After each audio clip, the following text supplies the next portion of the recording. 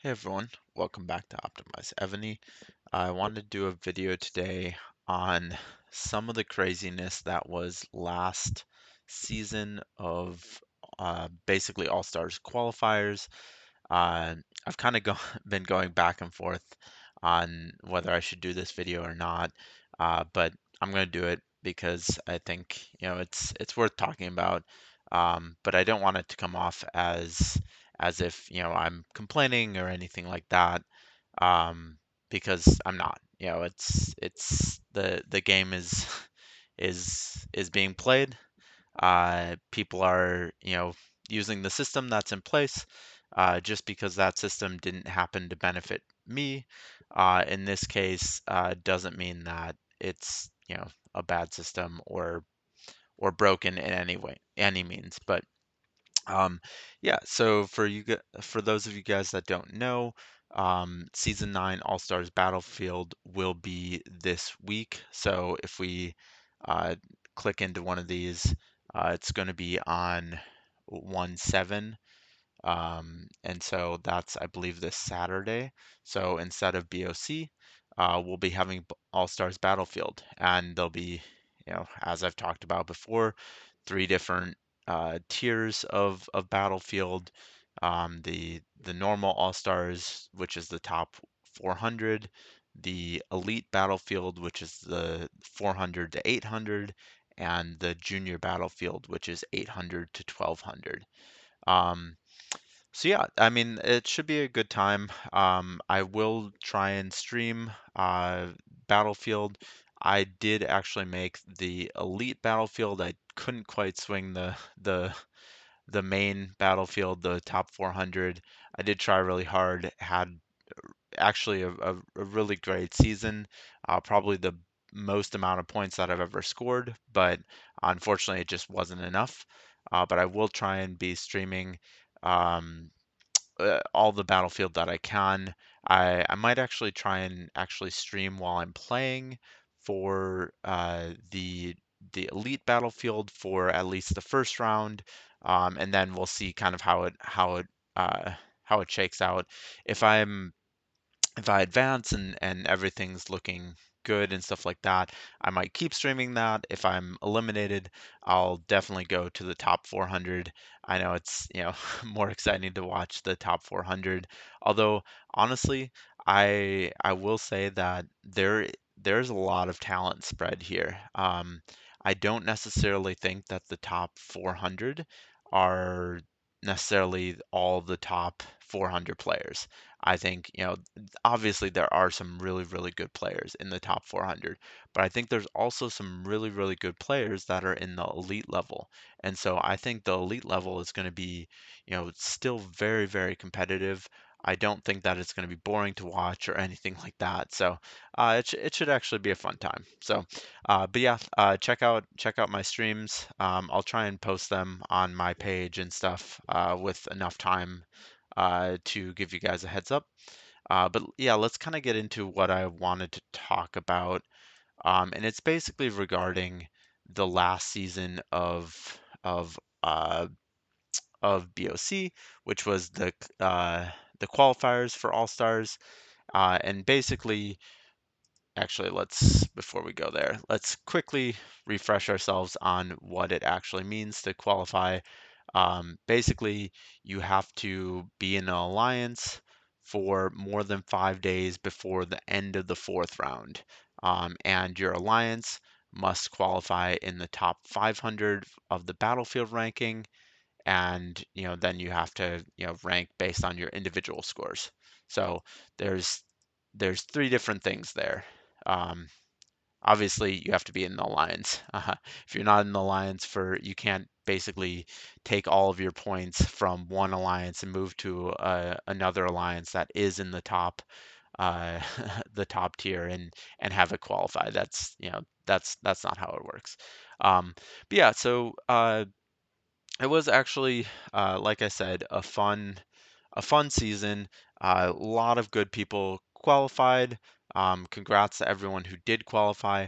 I'm going to mostly be focusing on C1 because that's where I am, but I know there's a lot of really good people in all of the different continents. But yeah, let's kind of look through the scores here.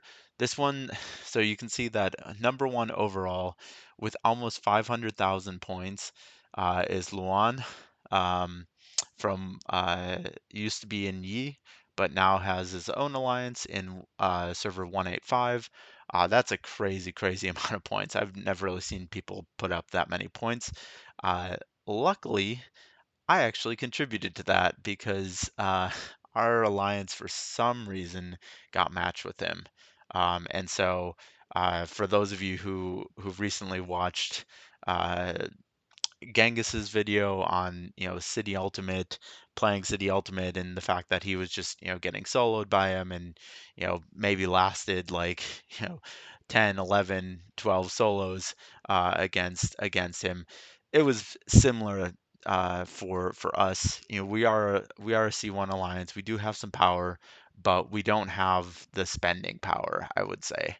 Where Luan is one of the better accounts in the game in terms of being built and having all the generals built up and stuff like that.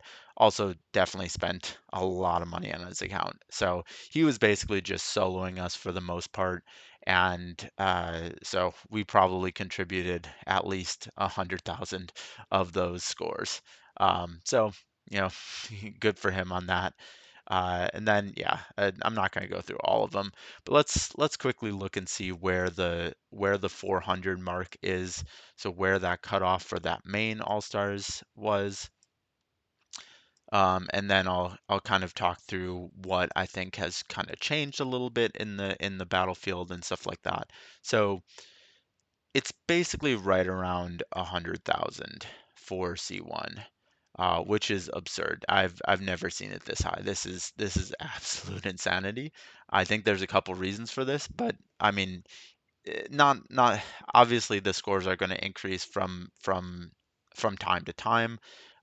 This did actually surprise me that this jumped up quite so high, because for like the first three rounds, I was tracking, kind of what the score range was, what like 400 level was, and it was essentially right around like 22 and a half thousand points. So per round. So it was I don't know, whatever that is. Uh, I'm not going to be able to do the mental math right here right now. I'm a little tired right now, but yeah, it was. I thought that was, fairly manageable. I myself had some really good matchups where, I got like 25, 28, almost 30K points. But then unfortunately that battlefield with Luan, I think I only got like 15K or something like that. And so uh, dropped me down there. So, but this is, I mean, if you do the math on 100K divided by four battlefields, I can't do that math, even though I am tired.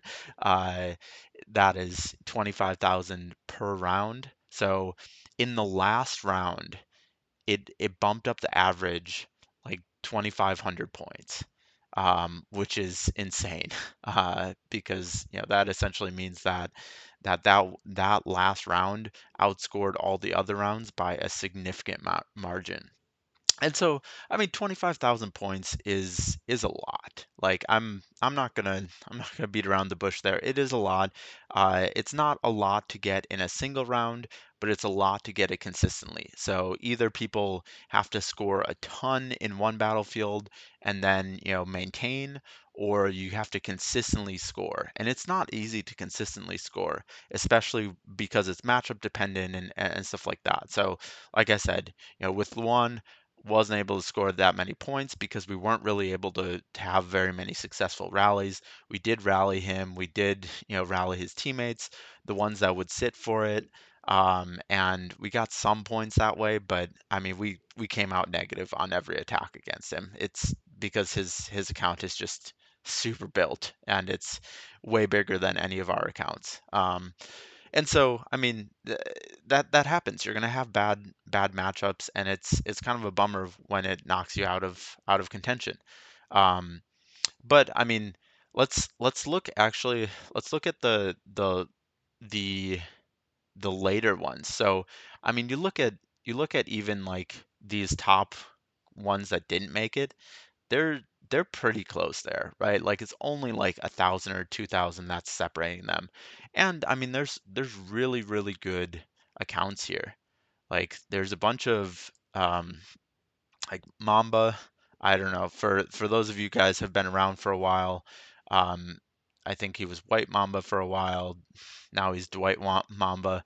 But he was actually one of the maybe the winner of an All Stars, or at least like top 15 in one of the All Stars. And to see him kind of drop down to not even making the top 400, that's super surprising for me.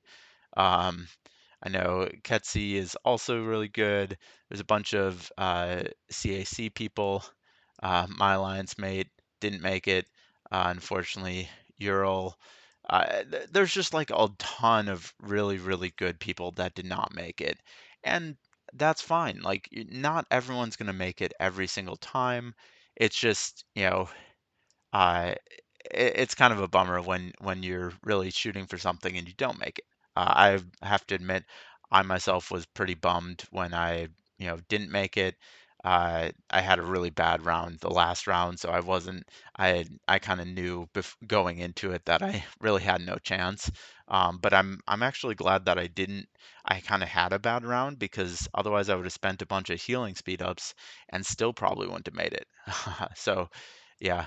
But yeah, there's a ton of really, really um, good accounts in this kind of second tier, the elite tier. JMac played with him a bunch.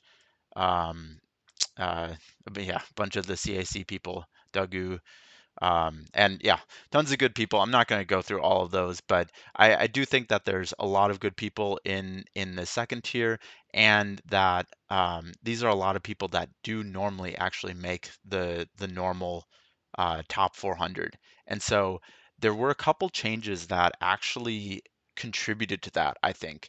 And part of it is the fact that they are doing this 1200 league, or 1200 top 1200 accounts being able to get in All Stars, and I think that's kind of messed up the alliance dynamics. It used to be essentially that you had to be in a really, really good alliance because your scores had to rank in the top 400, or even in the previous All Stars top 300 uh, in your continent, to even for those scores to even count for that week. And so you had to win, you had to have you had to either win or have a ton of like actual PvP points. And that was not easy to do. And so you needed a big alliance to be able to do that. You needed good teamwork and everything like that. Uh, this All Stars, I would say it's not quite as much like that. I think there's a lot of players that probably have scored a ton of points, and they're kind of they're in smaller alliances. There's like one big kind of whale account in a smaller alliance. That alliance will go into their battlefields. Uh, they're going to vastly overpower the other team because the other team is probably going to be more evenly split in their power, and so the one big person will solo all of the smaller players and will get a ton of points, will be able to hold all the buildings for all the time, and will but their alliance scores will be good enough now because you only need to be in the top 500. And I have some questions on that too. I don't think that it's actually top 500, and I'll show you an example later in the video. But basically, it's so much easier for your alliance points to qualify, and so there it kind of it basically prioritized people who were able to get a bunch of points, get a bunch of solo points. And I think that's going to be really interesting because it might lead to an All Stars that is not quite as coordinated and, in my opinion, awesome as some of the last ones have been, where everyone's on the same page, everyone's super used to rallying really quick, everyone's used to porting, get like playing at just such a high level. Um, and if you're used to just soloing, you're not used to those same dynamics. And so it might make it for a little bit less exciting All-Stars. We'll see. Of course, that's complete speculation. Um, and so, yeah, I mean, there's positives and negatives of both. I am in a bigger alliance, and we purposely created a bigger alliance for kind of qualifiers to be able to place well, so that our points would count and we would be able to actually qualify. Um, and so I'm a little bit bummed by this because honestly, I could have joined an alt alliance. I could have, scored, 40,000, 50,000 points a week because I just, am able to solo everyone and then hold the buildings for the rest of the time. Buildings give you a ton of points now. They used to give you practically no points, but now they give you a ton of points. You can get, you know, 20k plus points just from holding buildings. And so you, you still have to get points to rank, and most of those points are going to come from PvP points, but your individual scores can be bumped up pretty significantly by holding buildings and stuff like that. So the alliances that are able to kill the other alliance really quickly and just hold the buildings for the rest of the time, they're going to be scoring really, really great individual points. And so let me actually go through and show you. I was just kind of looking through the scores on my server, or on all of these things, just because I was curious, like who got in, who didn't.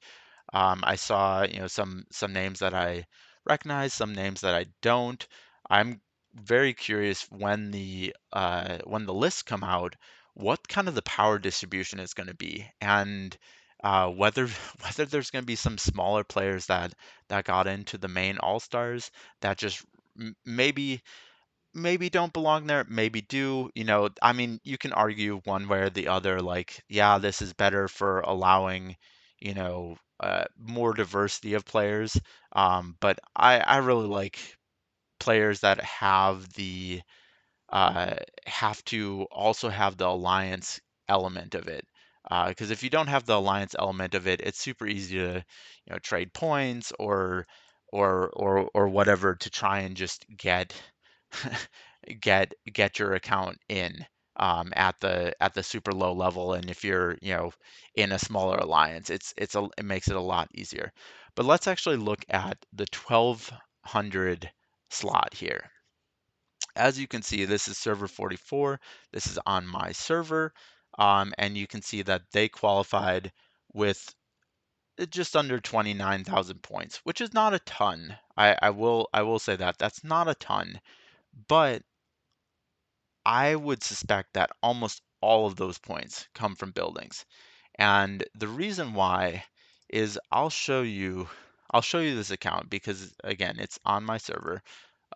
So this is an account in, honestly, an alt alliance.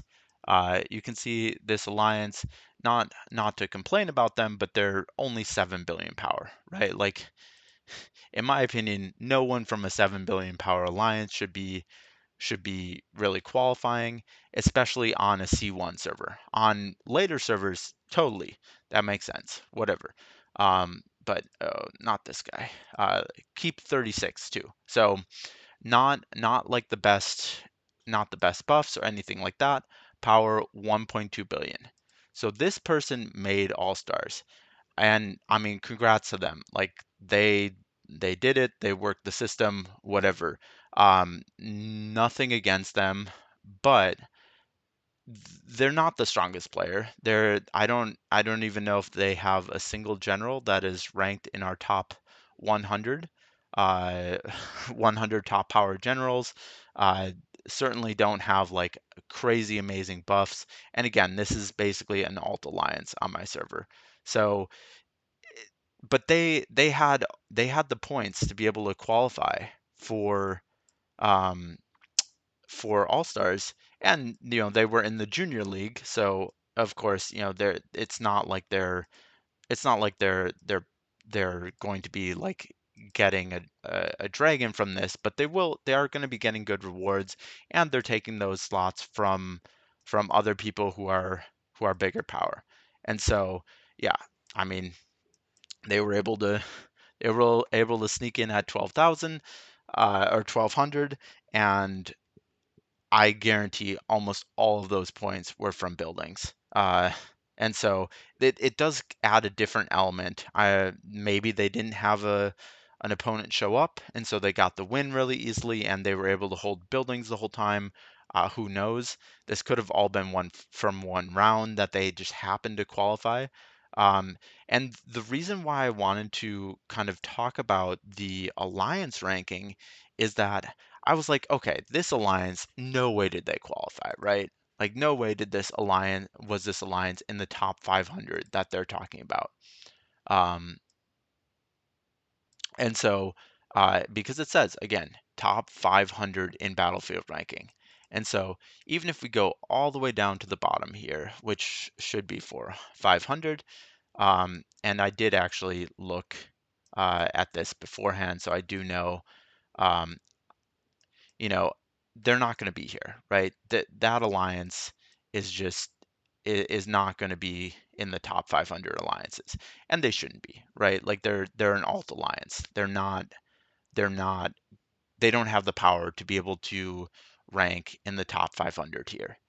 But their points counted. And so what I don't know is if their points just counted for one round and they were able to get enough points in that one round that that essentially they were able to qualify, or if there's some sort of glitch in terms of maybe more than just the top 500 alliances are counting. I don't know. But I think that that also vastly affects kind of the dynamics, right? Because, you know, before, again, you would have, let's look at the personal ranking again. Your points would only count for a round if you if your alliance qualified in the top 400, 500 now. And so if that's if that's lower now, even if it's even greater than 500, that means that your alliance points don't really matter. Most people who are going to be in the top 500 or the top 1,200 or whatever, their alliance points are going to matter or are going to count anyways. And so it's really taking out that alliance element completely. So I'm curious what we'll see for the next kind of seasons and stuff like that, if we're going to get back into where the alliance points matter again, or if they're going to keep this approach where then maybe, I mean, maybe for the best thing that I could do is join us an alt alliance and just crush our opponents every single week and get like 40,000 points or 50,000 points a week and have all those points count. And it'll be boring. It won't be super fun for me. It won't be fun for my opponents, but I'll probably qualify. Whereas, what I'm doing this season, we have a good alliance. We're trying to rally. We're getting rallied back and stuff like that. And the points just are a lot harder to get, at that point. So I don't know. We'll see. We'll see how that works. Let me know what you guys think about this. Again, I could see the positive and negatives of both of these. I just don't really want people to start gaming the system because it's going to make it just so much harder for legitimate people in bigger alliance that have worked on their teamwork and stuff like that, but just might not have favorable matchups some of the weeks. So yeah, that's really all I had for you guys. I just wanted to kind of talk through all of these rankings and kind of how they were working. Real quick before I know I said that was it, but real quick, I am just curious to see what the scores are for like the top 400 in each of the continents. So let's look at C2. C2 looks like it's right around 80,000. This is honestly where I expected C1 to be. 20,000 seemed reasonable. Um, and yeah, uh, I guess that's kind of the C2 now with the new system. Let's look at C3. C3 is at like 72,000. So honestly, there's not as big of a drop off as I would expect from these continents. C4, uh, which is crazy that there's even four continents now, let alone five.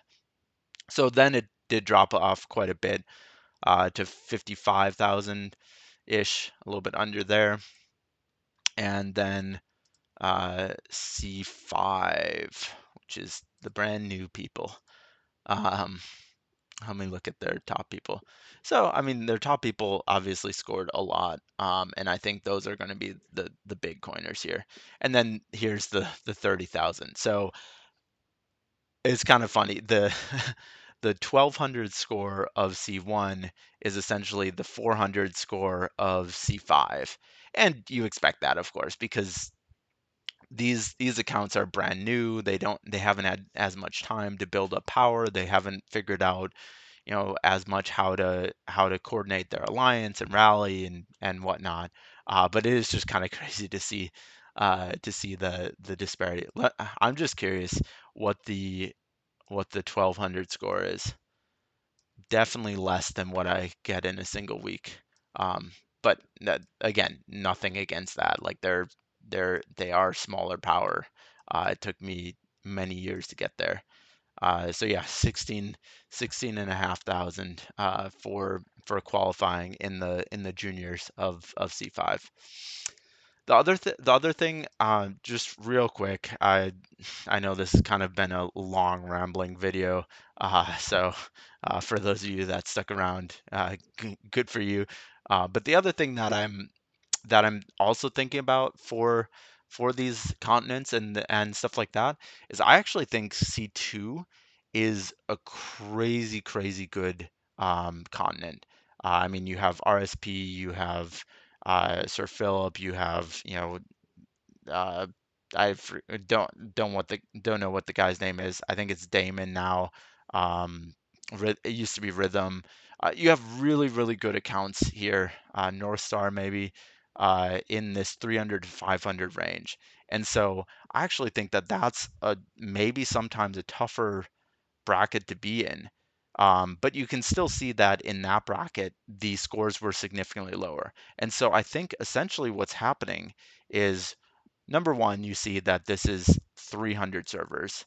It's going to be less than that, right? Because there's merges, but there's also merges here. So I don't know how many actual servers are in each of these continents, but it does seem like they keep adding servers to C1, and you don't remove any, right? So all the same people are are are competing each time, except for you're getting newer people, and you know I'm sure next All Stars we're going to be competing with RSB because they're in 302. And so it's going to go up by another 10 or 15 or whatever servers.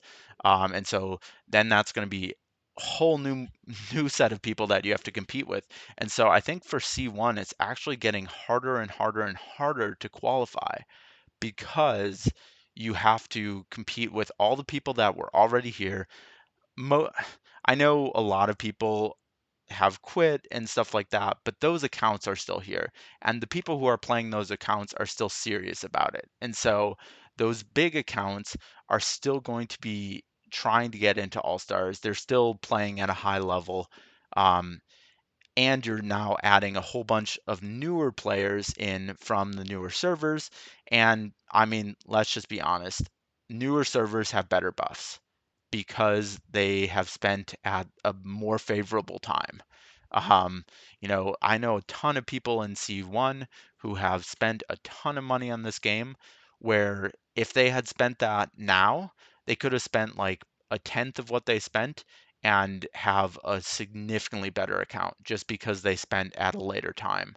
Because there's so many new things in the game that just did not exist in the past. Even like the sub cities, like you didn't used to be able to win those, and so you would coin, and you might be able to steal a subsidy or whatnot, but you certainly weren't getting historic subs. You weren't getting even gold subs for your coining. You were getting some resources, like a tiny amount of what you get today, and some speeds. And then refining zones and whatnot. So it is kind of interesting as you go along. I've obviously been on this game for a long time, so I've seen kind of how it's evolved, and I'll just be honest, it's getting way, way, way more difficult to qualify in C1. And it's because the people aren't leaving and new people are being added. So the talent pool is just expanding every single time. And so while people are leaving C2 because they're moving to C1, and people are leaving as you go up, and it's kind of shifting, C1 isn't shifting, right? Like it's not going from like 50 to 300 or 100 to 300 now. It's always going to start at 2. And so it's just going to be more and more people. So I'm curious to see what they're going to do about that, because it is going to eventually become a problem unless they just fix this server count at 300 or whatever they're going to do, and then just have equal partitions throughout the continent. And then if there's more servers on this end, just add another continent. And like I also understand people want to play with different people and stuff like that, but uh, it also doesn't make sense to punish the people that are already playing in those continents by just continuing to add really, really good talent. Uh, but yeah, I'll stop rambling about this. I can talk for days on this, but that's all I had for you guys. I hope you liked it. It's just a super rambly video on my thoughts on all this. Let me know what you guys think. And as always, thanks for watching, and please do remember to like and subscribe. Helps me out a ton.